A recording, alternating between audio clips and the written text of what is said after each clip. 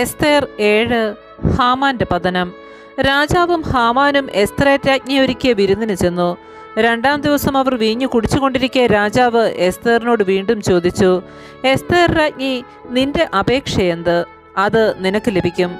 എന്താണ് നിന്റെ ആവശ്യം? രാജ്യത്തിന്റെ പകുതി തന്നെ ആയാലും ശരി, അത് ഞാൻ നൽകാം. എസ്തേർ രാജ്ഞി പറഞ്ഞു, രാജാവേ, അങ്ങനിൽ സംപ്രീതനാണെങ്കിൽ, രാജാവിന് ഇഷ്ടമാണെങ്കിൽ എൻ്റെ ജീവൻ രക്ഷിക്കണമെന്നാണ് എൻ്റെ അപേക്ഷ. എൻ്റെ ജനത്തെ രക്ഷിക്കണമെന്നതാണ് എൻ്റെ ആവശ്യം.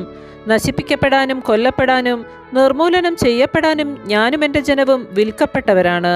ഞങ്ങൾ സ്ത്രീകളും പുരുഷന്മാരും വെറും അടിമകളായിട്ടാണ് വിൽക്കപ്പെട്ടിരുന്നതെങ്കിൽ ഞാൻ സമാധാനം വെടിയുകയില്ലായിരുന്നു. ഞങ്ങളുടെ നാശം രാജാവിന് നഷ്ടമായി തീരരുതല്ലോ. അഹസ്വേരോസ് രാജാവ് എസ്തേർ രാജ്ഞിയോട് ചോദിച്ചു, ഇത് ചെയ്യാൻ ധൈര്യപ്പെട്ടവനാർ? അവൻ എവിടെ? എസ്തേർ പറഞ്ഞു, വൈരിയും ശത്രുവും ദുഷ്ടനായ ഈ ഹാമാൻ തന്നെ. അപ്പോൾ ഹാമാൻ രാജാവിൻ്റെയും രാജ്ഞിയുടെയും മുൻപിൽ ഭയന്നു വിറച്ചു. രാജാവ് വിരുന്നു നിർത്തി കോപിച്ചെഴുന്നേറ്റ് രാജകീയ ഉദ്യാനത്തിലേക്ക് പോയി. എന്നാൽ ഹാമാൻ എസ്തേർ രാജ്ഞിയോട് തൻ്റെ ജീവൻ യാചിക്കാൻ അവിടെ നിന്നു. കാരണം തനിക്ക് രാജാവ് തിന്മ വിധിച്ചിരിക്കുന്നുവെന്ന് അവന് മനസ്സിലായി. എസ്തേർ ഇരുന്നിരുന്ന തൽപ്പത്തിൽ ഹാമാൻ വീഴുന്നത് കണ്ടുകൊണ്ടാണ് രാജാവ് ഉദ്യാനത്തിൽ നിന്ന് വീഞ്ഞു കുടിച്ചിരുന്ന സ്ഥലത്തേക്ക് മടങ്ങി വന്നത്. അവൻ ചോദിച്ചു, എൻ്റെ കൊട്ടാരത്തിൽ വെച്ച് എൻ്റെ മുൻപിൽ വെച്ച് അവൻ രാജ്ഞിയെ ആക്രമിക്കുന്നുവോ? ഈ വാക്കുകൾ രാജാവ് ഉച്ചരിച്ച ഉടനെ അവർ ഹാമാന്റെ മുഖം മൂടി.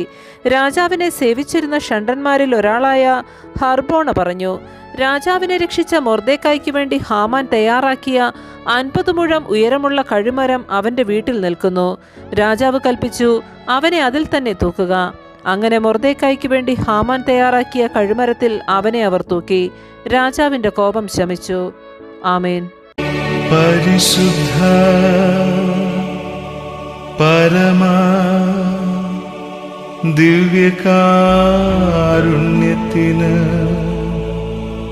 എന്നേരവും ആരാധനയും സ്തുതിയും പുകഴ്ചയും ഉണ്ടായിരിക്കട്ടെ.